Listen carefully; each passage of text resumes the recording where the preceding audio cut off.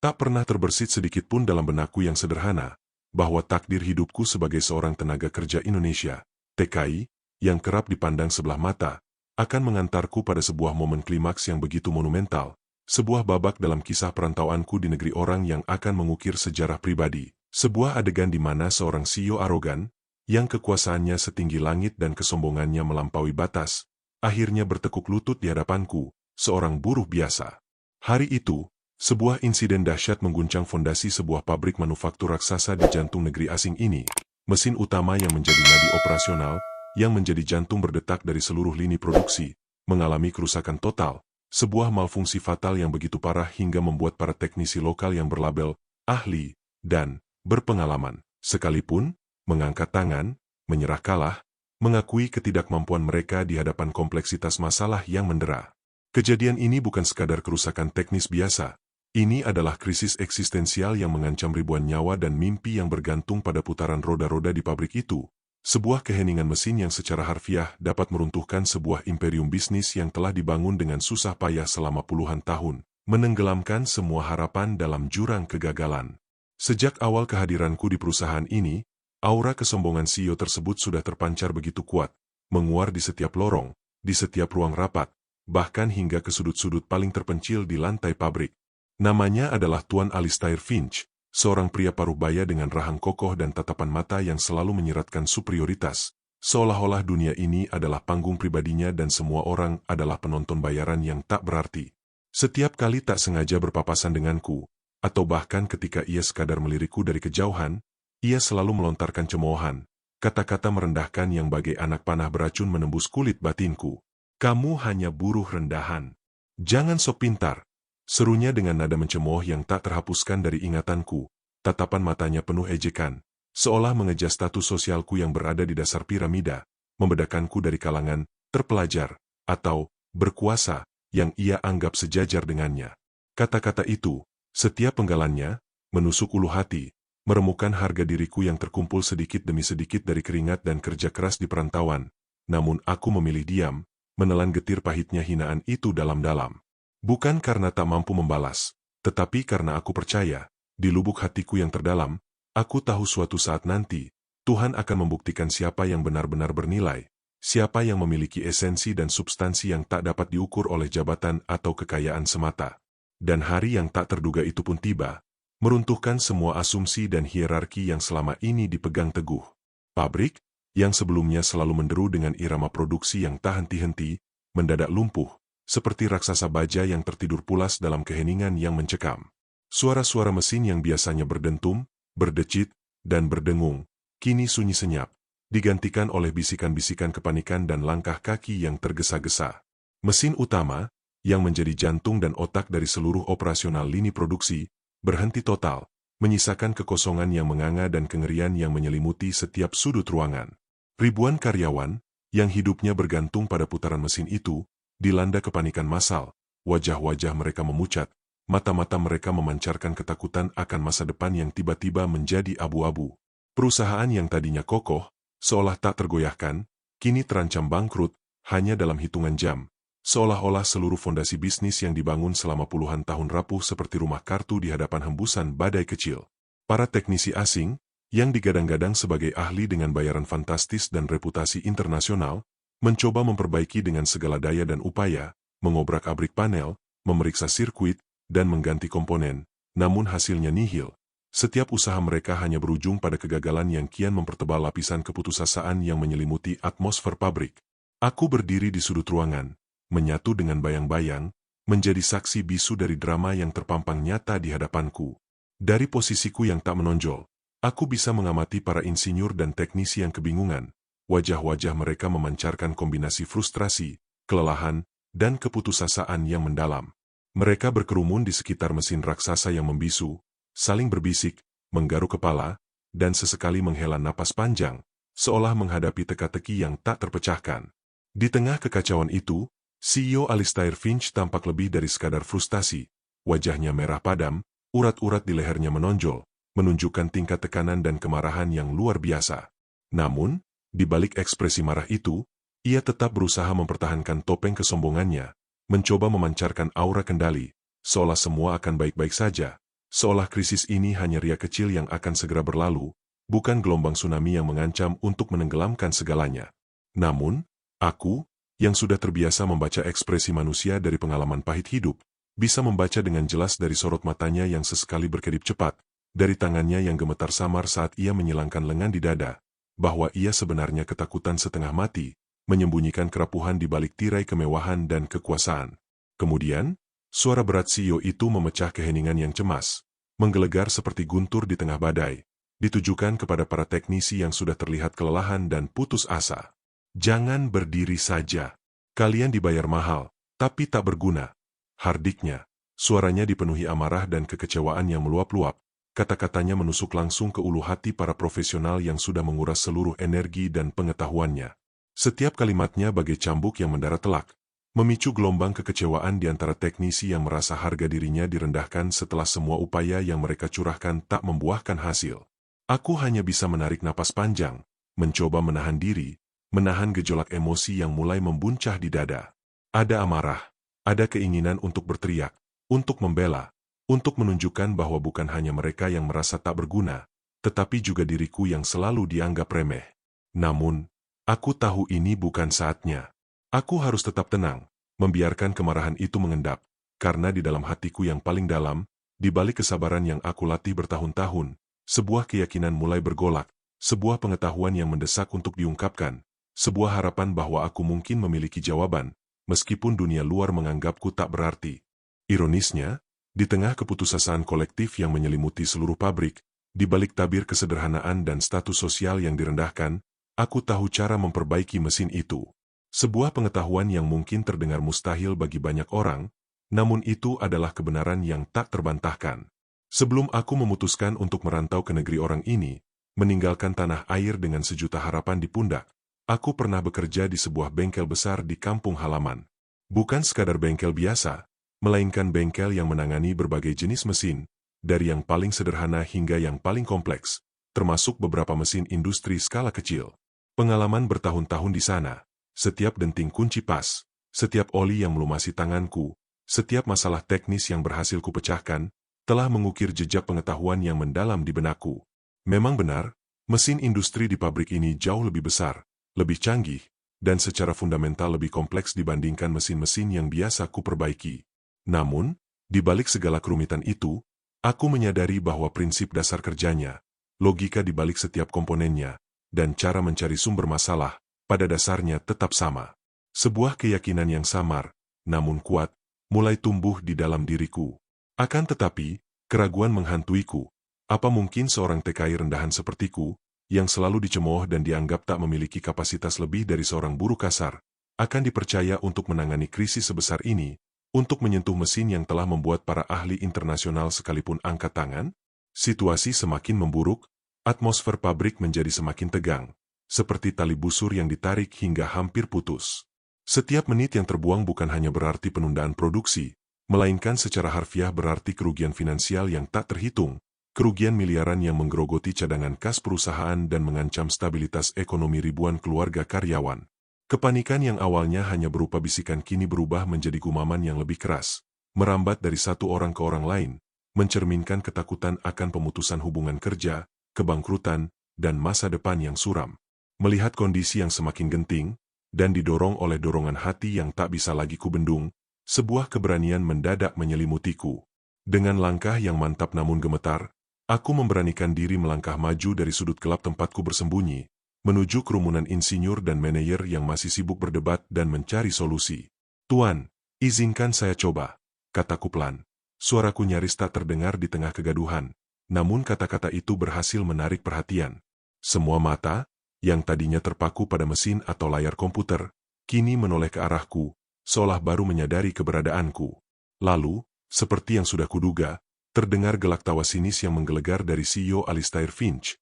Tawanya memecah keheningan dengan nada merendahkan yang tak bisa disembunyikan, seolah kata-kataku adalah lelucon paling lucu yang pernah ia dengar. Tawa CEO itu, yang awalnya hanya gelak tawa, berubah menjadi serangkaian kalimat yang menusuk, mengoyak sisa-sisa keberanianku di hadapan banyak orang. "Kamu, hanya seorang buruh migran berani-beraninya bicara di sini? Jangan buang waktuku." Suaranya bagai cambuk yang mencabik-cabik, Setiap kata yang keluar dari bibirnya dipenuhi penghinaan dan kesombongan yang menjijikkan. Raut wajahnya menunjukkan ketidakpercayaan yang mendalam, seolah apa yang kukatakan adalah hal paling absurd yang pernah ia dengar sepanjang hidupnya, melampaui batas nalar dan akal sehat. Baginya, statusku sebagai seorang buruh migran adalah cap permanen yang menandakan ketidakmampuanku, sebuah stigma yang tak dapat dihapus, sebuah takdir yang menempatkanku di bawah kakinya. Para staf lain yang berada di sana, yang menyaksikan seluruh kejadian itu, terdiam membisu. Tak ada yang berani membuka suara, apalagi membela. Mereka tahu betul bagaimana watak CEO Alistair Finch. Membantahnya sama saja dengan mencari masalah. Menentang kekuasaannya berarti mempertaruhkan karir mereka, bahkan mungkin pekerjaan mereka. Aku merasa sendirian, berdiri di tengah sorot mata yang penuh keraguan dan cemoohan, dikelilingi oleh keheningan yang menyakitkan. Namun di balik itu semua, tekad di dalam diriku semakin menguat. Aku tahu, ini adalah kesempatanku, mungkin satu-satunya kesempatan, untuk membuktikan bahwa nilai seseorang tidak ditentukan oleh status, tetapi oleh kemampuan yang sebenarnya. Namun, meskipun dihina dan diremehkan, aku tidak menyerah. Di saat semua solusi dari para ahli telah gagal total, ketika setiap upaya perbaikan hanya berakhir dengan keputusasaan yang semakin mendalam, ketika bayangan kebangkrutan semakin nyata menghantui, aku kembali melangkah, menantang keraguan dan cemoohan yang masih bertebaran di udara. Kali ini, suaraku lebih tegas, lebih jelas, memancarkan keyakinan yang tak tergoyahkan, seolah-olah seluruh pengalaman dan pengetahuanku selama bertahun-tahun terakumulasi menjadi sebuah kekuatan yang tak terduga.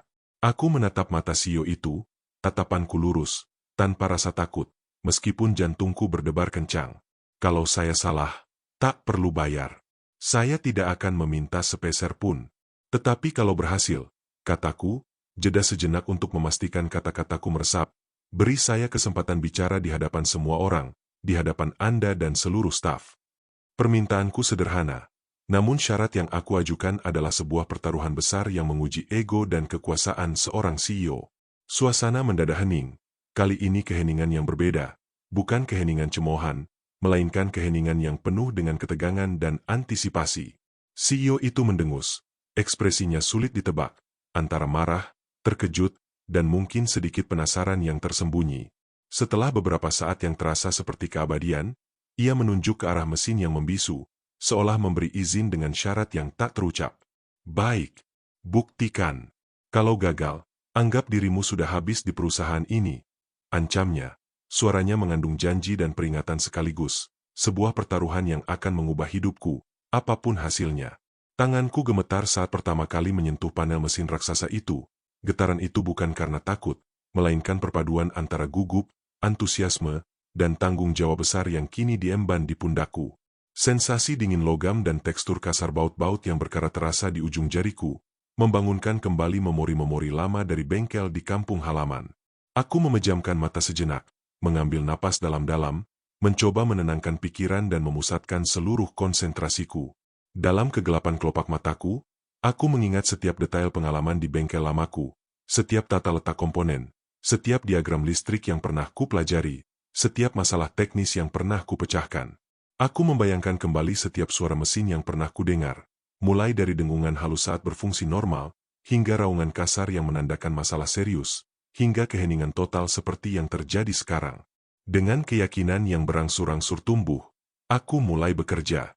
Aku membuka panel-panel mesin dengan hati-hati, memeriksa kabel-kabel yang kusut dan terbakar, mencari tanda-tanda kerusakan, dan secara intuitif mencoba mengidentifikasi akar permasalahan. Ketika menemukan sekring utama yang putus dan tidak ada cadangan yang sesuai, aku tidak panik. Sebaliknya, aku melakukan improvisasi sederhana dengan menggunakan kawat tembaga yang kupungut dari sisa-sisa kabel yang tidak terpakai, sebuah solusi darurat yang memerlukan pemahaman mendalam tentang arus listrik dan keamanan. Semua orang di ruangan itu, dari CEO hingga para teknisi, menahan napas, menyaksikan setiap gerakanku dengan mata tak berkedip. Keheningan yang mencekam menyelimuti, hanya dipecah oleh decitan kunci pas dan gumamanku sendiri saat aku berbicara dengan mesin. Waktu berlalu tanpa terasa, setiap detik terasa seperti jam, setiap menit seperti keabadian. Keringat bercucuran deras di wajahku, membasahi dahi, menuruni pelipis, dan menetes ke lantai pabrik, membentuk genangan kecil yang mencerminkan upaya maksimal yang aku curahkan. Pakaianku yang tadinya bersih kini lusuh dan kotor, berlumuran oli dan debu, namun aku tak peduli. Konsentrasiku sepenuhnya tertuju pada mesin di hadapanku, pada setiap sambungan, setiap baut, setiap komponen yang aku sentuh dan perbaiki. CEO Alistair Finch masih berdiri dengan tangan terlipat di dada, posisinya tegak lurus, menatapku penuh sinis, tatapannya menyiratkan keraguan yang dalam, seolah ia hanya menunggu momen aku menyerah atau melakukan kesalahan fatal.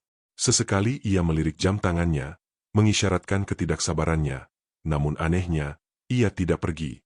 Ia tetap di sana, terpaku, seolah ada daya tarik aneh yang membuatnya tidak bisa berpaling. Tapi aku tak peduli dengan tatapannya, tak peduli dengan keraguan yang menyelimuti orang-orang di sekitarku. Pada saat itu, yang ada hanyalah aku dan mesin ini, sebuah pertarungan antara manusia dan teknologi yang rusak. Aku percaya pada diriku, pada pengalaman yang telah kubangun, pada intuisi yang telah terasah bertahun-tahun. Keyakinan itu adalah satu-satunya penopangku, membakar semangatku untuk terus berjuang. Aku mengencangkan baut terakhir, menyambung kabel terakhir dengan presisi, lalu mundur selangkah, menatap ciptaanku, berdoa dalam hati. Dan tiba-tiba, setelah hampir 1 jam perjuangan yang sunyi, keajaiban itu terjadi. Dengan desahan pelan yang kemudian berubah menjadi getaran yang semakin kuat, mesin raksasa yang tadinya membisu total, seolah tak bernyawa, kini mulai bergetar. Getaran itu merambat dari fondasi hingga ke seluruh struktur baja, mengirimkan gelombang kejutan ke setiap orang yang berdiri di sana. Kemudian, secara perlahan namun pasti, dari dalam perut mesin terdengar suara mendengung yang familiar, suara yang mengisyaratkan kehidupan, suara yang sudah lama tidak terdengar. Dengungan itu semakin keras, semakin stabil, hingga akhirnya berubah menjadi raungan menggelegar yang memenuhi seluruh ruangan pabrik, sebuah simfoni baja dan energi yang mengumumkan bahwa ia telah hidup kembali. Lampu lampai indikator mulai menyala hijau, panel-panel kontrol berkedip, dan roda-roda gigi raksasa mulai berputar dengan kecepatan penuh. Ruangan yang tadinya hening mencekam langsung bergemuruh oleh sorakan dan teriakan kegembiraan yang meluap-luap. Para teknisi yang tadinya angkat tangan, kini tak percaya dengan apa yang mereka saksikan. Mata mereka membelalak penuh takjub, wajah-wajah mereka dipenuhi campuran lega dan keheranan. Karyawan-karyawan yang tadinya panik dan putus asa, kini bersorak gembira, melompat-lompat, berpelukan, seolah baru saja memenangkan lotre terbesar dalam hidup mereka.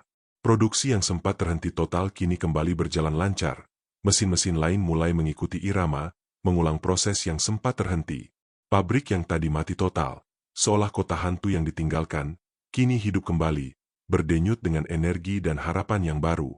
Dan semua keajaiban itu, kebangkitan raksasa industri ini, terjadi dari tangan seorang TKI biasa yang selama ini diremehkan, diabaikan, dan dicemooh oleh semua orang, terutama oleh sang CEO sombong.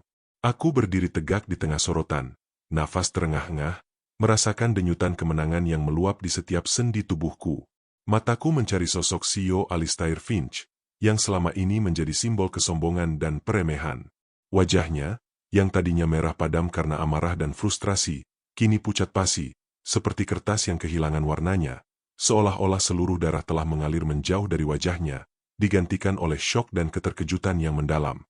Matanya membelalak lebar, menatapku dengan tatapan yang sulit dijelaskan, bukan lagi tatapan meremehkan, melainkan campuran antara rasa tidak percaya, penyesalan, dan mungkin sedikit ketakutan. Untuk pertama kalinya sejak aku mengenalnya, topeng kesombongannya yang selama ini menutupi segala emosi, runtuh total, memperlihatkan kerapuhan dan kemanusiaan yang tersembunyi di baliknya. Ia melangkah pelan, setiap langkahnya terasa berat, seolah ia membawa beban ribuan ton penyesalan di pundaknya, mendekatiku dengan gerak yang ragu. Lalu, sesuatu yang tak pernah kuduga, sesuatu yang tak terbayangkan bahkan dalam mimpi terliarku, terjadi. Ia mengejutkanku, mengejutkan semua orang yang menyaksikan, dengan sebuah tindakan yang mengguncang seluruh hierarki sosial dan kekuasaan di pabrik itu. Di hadapan ratusan pasang mata yang terbelalak, ia berlutut di hadapanku, seorang buruh migran rendahan, seorang TKI yang selama ini tak dianggap. Maafkan aku salah menilaimu, ucapnya dengan suara bergetar, suaranya nyaris seperti bisikan, syarat dengan penyesalan yang tulus, sebuah pengakuan yang keluar dari lubuk hati yang paling dalam, sebuah momen di mana kekuasaan menunduk di hadapan kemampuan. Momen itu membekas begitu dalam. Aku terdiam, lidahku keluh, tak mampu berkata-kata, terlalu banyak emosi yang berkecamuk dalam diriku. Hatiku berdesir, merasakan perpaduan aneh antara rasa kemenangan, kelegaan, dan sebuah kesedihan yang samar akan pahitnya pengalaman yang telah kulalui. Di sekelilingku, semua orang masih terpaku, menyaksikan drama yang jarang terjadi ini, bagaimana orang yang selama ini selalu merendahkan, yang selalu memandang rendah, yang selalu merasa superior, kini tunduk dengan penuh penyesalan, menunjukkan kerendahan hati yang tak pernah terbayangkan akan keluar darinya. Rasanya seperti waktu berhenti berputar, membiarkan momen ini terekam abadi dalam ingatan setiap orang yang hadir. Pada saat itulah, sebuah realisasi besar menghantamku, sebuah pencerahan yang lebih berharga daripada semua uang atau jabatan di dunia ini. Harga diri sejati seorang manusia tidak ditentukan oleh jabatan yang ia sandang, tidak diukur oleh tumpukan harta yang ia miliki, tidak pula oleh gelaran pendidikan yang tersemat di namanya. Harga diri yang sesungguhnya berasal dari substansi diri kita, dari kemampuan yang kita miliki, dari kegigihan kita dalam menghadapi tantangan, dan yang paling penting, dari keberanian kita untuk berdiri tegak, membuktikan diri, bahkan ketika seluruh dunia meragukan dan mencoba menjatuhkan. Aku menatap mata CEO yang kini berkaca-kaca itu, ada kejujuran yang terpancar, sebuah penyesalan yang tulus yang tidak bisa dipalsukan. Aku menghela napas, mencoba mencari kata-kata yang tepat untuk mengungkapkan perasaanku, untuk menanggapi pengakuannya. Aku bukan siapa-siapa, jawabku lirih, bukan untuk merendahkan diri, melainkan untuk menegaskan esensi diriku yang tak ingin diukur dari label atau status. Aku hanya ingin dihargai sebagai manusia. Sama seperti Anda, sama seperti semua orang di sini. Kata-kataku sederhana, namun mengandung makna yang mendalam, sebuah harapan universal yang seringkali terlupakan di tengah hiruk-pikuk persaingan dan hierarki sosial. Aku ingin dihargai bukan karena apa yang bisa kulakukan pada mesin itu, melainkan karena keberadaanku sebagai individu yang memiliki martabat, hak, dan perasaan. CEO itu mengangguk pelan. Matanya berkaca-kaca, air mata yang selama ini tertahan akhirnya menetes, membasahi pipinya yang basah. Di balik sosoknya yang arogan dan kuat, tersembunyi seorang manusia yang juga bisa merasakan penyesalan, yang bisa mengakui kesalahan, dan yang pada akhirnya mampu menunjukkan kerendahan hati yang luar biasa. Momen itu bukan hanya tentang mesin yang diperbaiki, melainkan tentang hati yang diperbaiki, tentang dinding-dinding prasangka yang diruntuhkan, dan tentang pemahaman baru tentang arti kemanusiaan yang sebenarnya. Sejak hari yang mengubah segalanya itu, pandangan mereka terhadapku berubah secara drastis. Tak ada lagi tatapan meremehkan atau cibiran yang menusuk hati. Aku bukan lagi sekadar buruh rendahan yang hanya tahu pekerjaan kasar, bukan lagi seorang TKI yang statusnya selalu diletakkan di strata terbawah piramida sosial. Aku adalah penyelamat pabrik, pahlawan tak terduga yang muncul dari balik bayangan, yang mencegah kerugian miliaran dan menyelamatkan ribuan pekerjaan. Lebih dari itu, aku adalah orang yang membuat sang CEO sombong, Alistair Finch, akhirnya bertekuk lutut, sebuah simbol dari runtuhnya kesombongan di hadapan kemampuan sejati. Cerita tentangku menyebar dengan cepat, bukan hanya di pabrik ini, melainkan juga ke pabrik-pabrik lain di kawasan industri, menjadi legenda bisikan yang menginspirasi. Aku mulai dipanggil dengan hormat, diberikan tugas-tugas yang lebih penting, dan yang terpenting, aku mulai diperlakukan dengan martabat dan respek yang selama ini kurindukan. Dan itulah momen yang tak akan pernah kulupakan seumur hidup, sebuah babak penting dalam kisah perjalananku di perantauan, sebuah bukti bahwa nilai seseorang tidak ditentukan oleh status, melainkan oleh apa yang ada di dalam hati dan di dalam diri, sebuah kemenangan bagi kemanusiaan di atas kesombongan.